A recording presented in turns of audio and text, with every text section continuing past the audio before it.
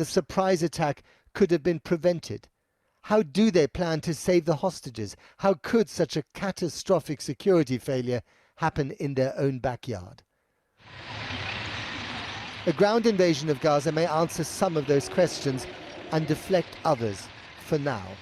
Reservists and tanks are fronting up for duty. 300,000 men and women have been called up. The biggest mobilization in Israel's history.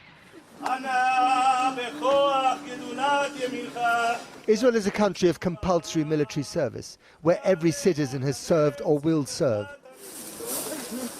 And back in Jerusalem, they cover the body of Colonel Roy Yosef with earth.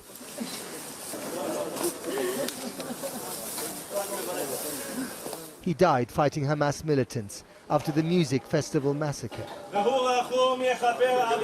Grief and fury are a powerful brew for vengeance, but will that break the cycle of violence?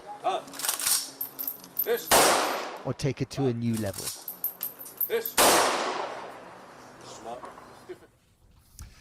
And an update in the last few minutes, the authorities in Gaza have announced that the death toll there has increased yet again to 687. Now, the unprecedented attack by Hamas has badly shaken Israel's faith in their military and intelligence services. Many are blaming Prime Minister Benjamin Netanyahu. Among them, one of his predecessors, Ehud Olmert, who led the country during its 22-day war on Gaza in late 2008 and early 2009. He told me earlier that the failure to see the assault coming was down to the arrogance of the current government. His words. I began by asking him about his reaction to the attack on Saturday. They've caught us in a complete surprise.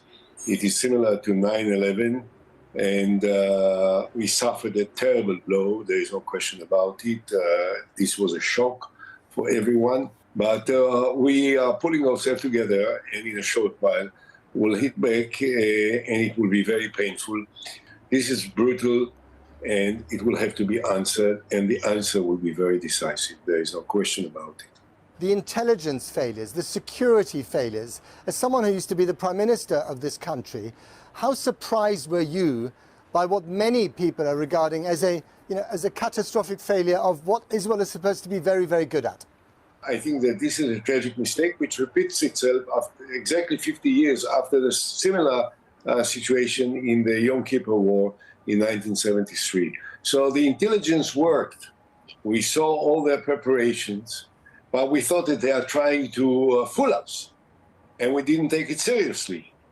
And this is, in my mind, unfortunately, this is the outcome of the arrogance of the present government. So you blame Prime Minister Netanyahu, ultimately? Well, look,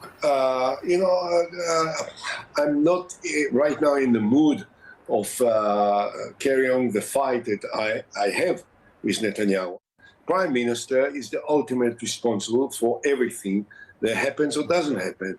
And he is responsible particularly because he has taken into his cabinet as partners chauvinistic, messianic, brutal terrorists that are members of the cabinet, are in charge of national security and in charge of security in the territories.